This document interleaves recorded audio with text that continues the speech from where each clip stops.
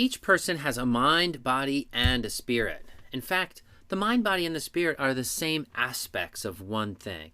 It's not like you have a mind, a body, and a spirit, and then those come together to make you, but every part of yourself has all three of these in it.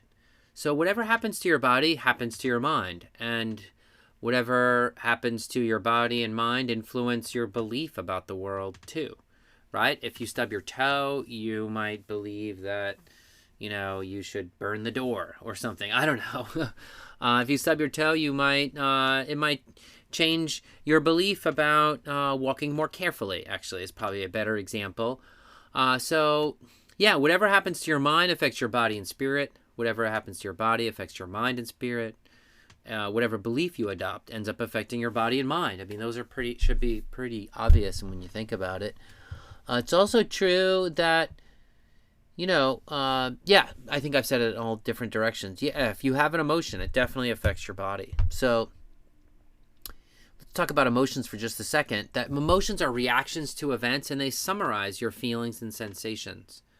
While individual thoughts are piecemeal in nature, emotions are holistic in nature. They kind of sum up everything you think about it. If you're sitting there contemplating what happened to you, and then you suddenly come to the conclusion, hey, that person doesn't like me, or something, you're going to start to feel an emotion around it. So emotions are a little more holistic. They aren't always accurate, but they are an attempt to summarize this meaning and significance of things. Attention. Attention is considered a sixth sense. Attention is like an invisible hand that reaches out of your mind to experience something, and it touches it psychologically anyway. And there's also that popular phrase, you feed what you focus on. So Ayurveda pays a lot of attention to emotions. It pays a lot of attention to attention. And imagination is another component of the mind.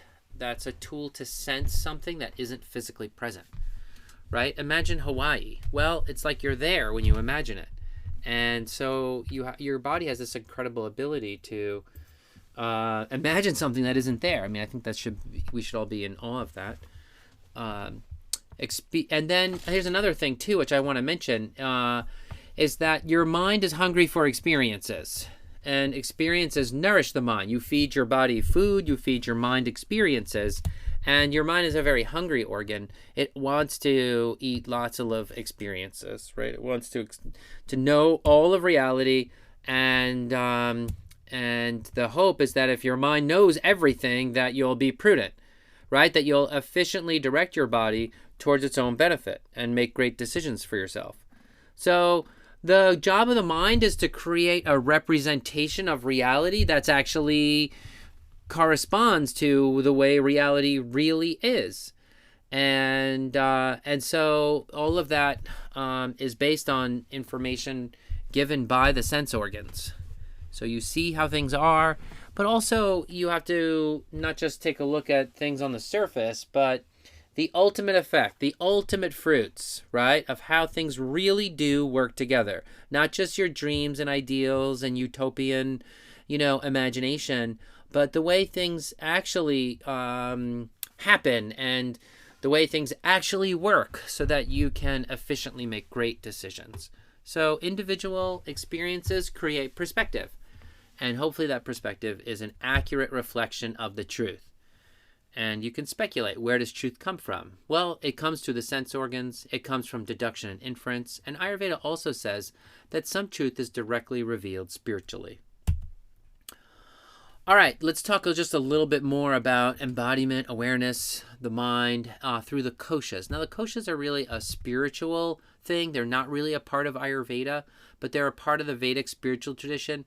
And just a lot of Ayurveda practitioners talk about it. There's even some fancy diagrams. I actually think those diagrams do not correspond to, really much about what the koshas mean, but let's just talk about them anyway. Koshas are 6 different layers in that we experience self-awareness. At the base level is our awareness of our survival needs, like food, right? We have bodies. Those bodies must be taken care of. We're not just an idea. So Annamaya Kosha refers to a need for survival via food, and it also corresponds to our pleasure in sensory contact with the world. Then the Pranamaya Kosha relates to our breath and vitality. Then we have the Manomaya Kosha that refers to the sense organs themselves, the sensations that we feel. And Ayurveda places a lot of its focus in the Manomaya Kosha. Jnanamaya Kosha refers to the knowledge of things perceived, the awareness of things outside ourselves, and memory is stored there. Then there's the Vijnanamaya Kosha, and that prefix V always means like the super or above or more or deeper or something along those lines, right? So this relates to intellect. So we have our knowledge, and then we have our interpretation of knowledge, what can be deducted from knowledge. And emotions are in that kosha. And then the Anandamaya relates to wisdom.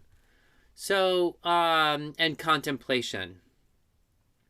So if we are wise and we're using our human powers correctly, and we have correctly perceived things and reasoned through them and interpreted them, then the idea is we could have a vision of infinite goodness, infinite happiness, and being with God. So that's Anandamaya Kosha.